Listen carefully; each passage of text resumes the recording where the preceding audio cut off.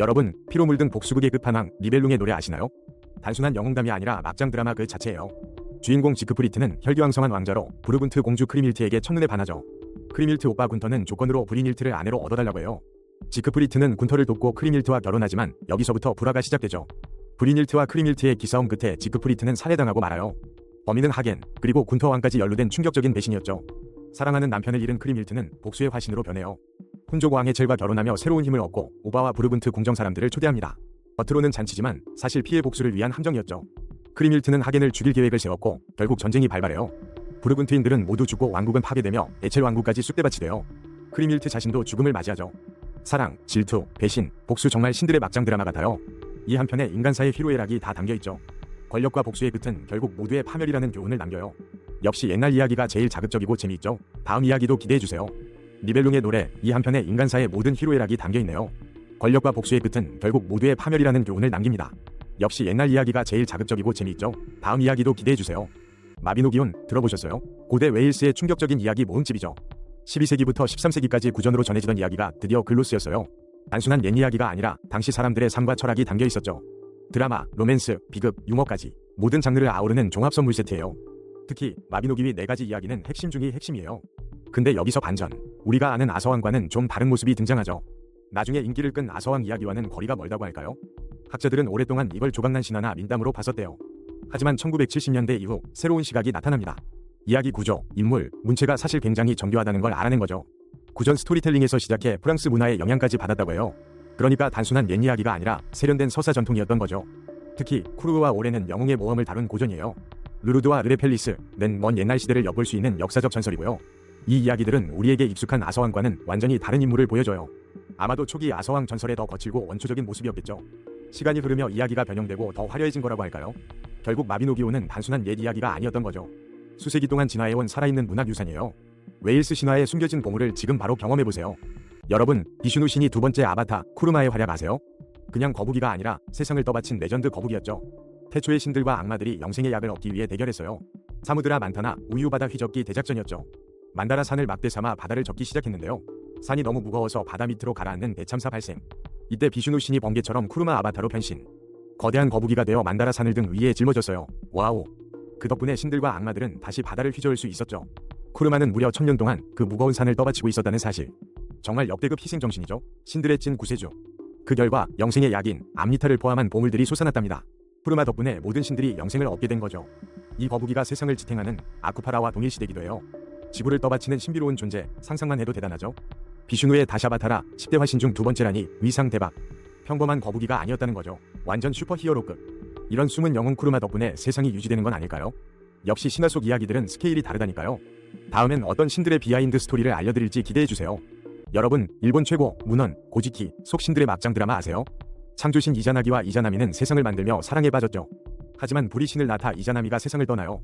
이자나기는 아내를 찾아 황천으로 가는데 그곳에서 끔찍하게 변한 이자나미 모습에 경악하죠. 이자나미는 배신감에 이자나기를 쫓아가 저주를 퍼붓습니다. 겨우 탈출한 이자나기는 몸을 씻다 중요한 신들을 낳아요. 오른쪽 눈에서 태어난 게 태양의 신 아마테라스 오미카미고요. 왼쪽 눈에서는 달의 신 치쿠요미가 태어나죠. 코에서 태어난 건 문제야 폭풍의 신 스사노오예요.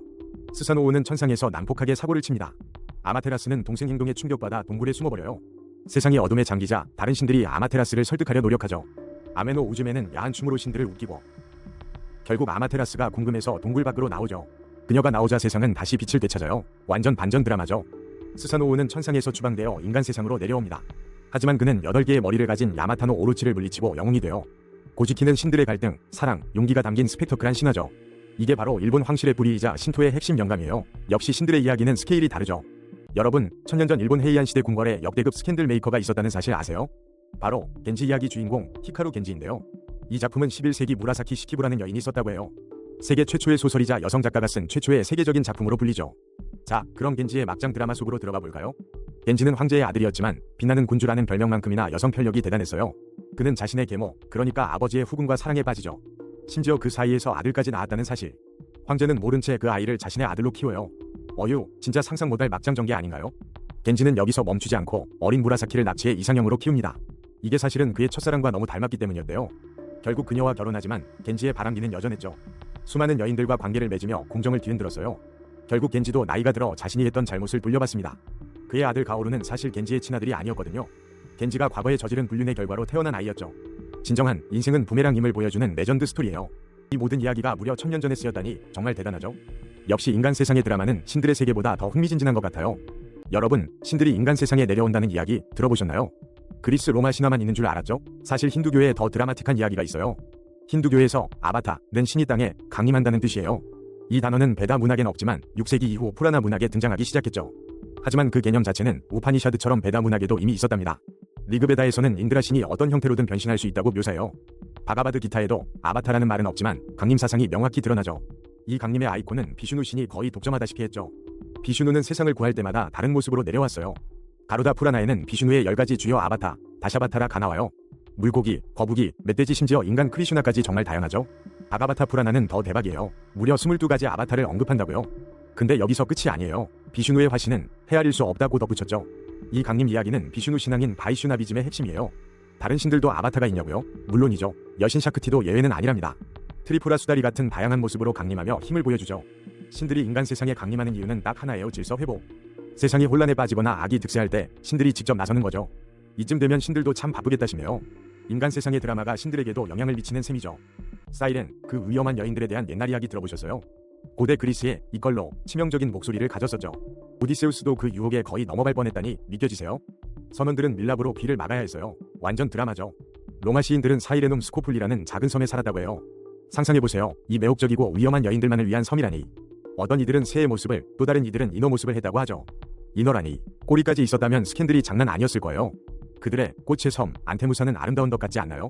이 모든 장소들은 위험한 절벽과 바위로 둘러싸여 있었대요. 정말 극적이죠. 그들의 저항할 수 없는 노래의 완벽한 배경이에요. 이 디바들은 말 그대로 선원들을 파멸로 유인했어요. 그들은 특히 여성의 위험한 유혹을 상징하죠.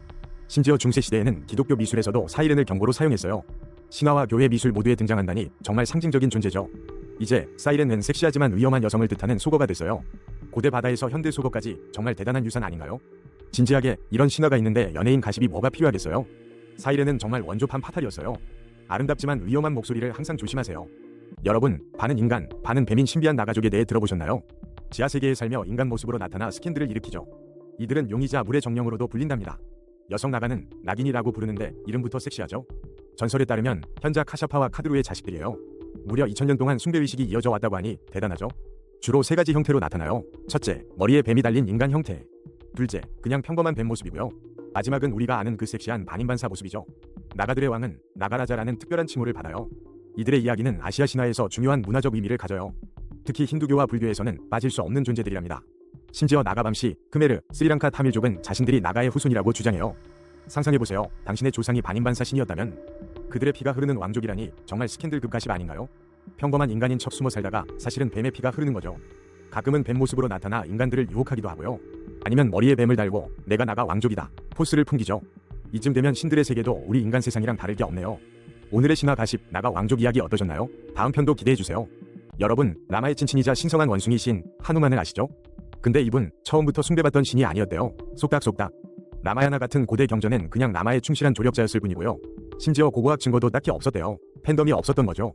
본격적인 인기는 라마야나 쓰여진 1000년 뒤에야 시작됐다니까요. 2000년대 들어서야 비로소 우리 하누만 열풍이 불기 시작했죠.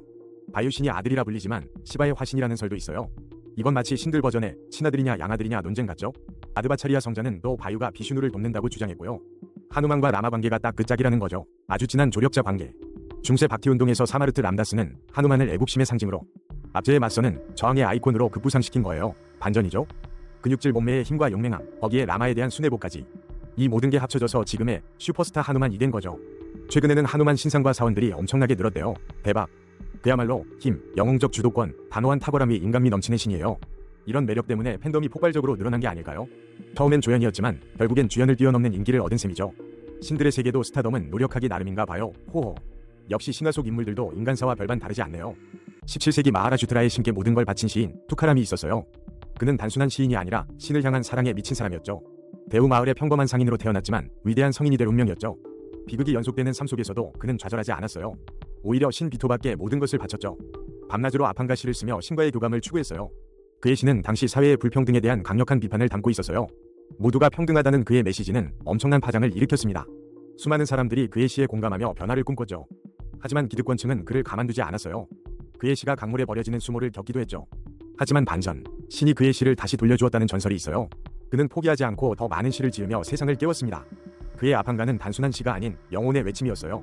오늘날까지도 그의 시는 마하라슈트라 학교에서 가르쳐주고 있죠. 사회개혁을 위한 그의 용감한 목소리가 여전히 울려 퍼지는 겁니다. 진정한 영웅은 칼이 아닌 펜으로 세상을 바꾼다는 것을 보여주었죠. 투카람, 그는 시대를 초월한 진정한 인플루언서였네요. 와, 신에게도 사회에도 할 말 다 하는 그의 깡따구 인정. 역시 찐사랑은 세상을 바꾸는 법이죠.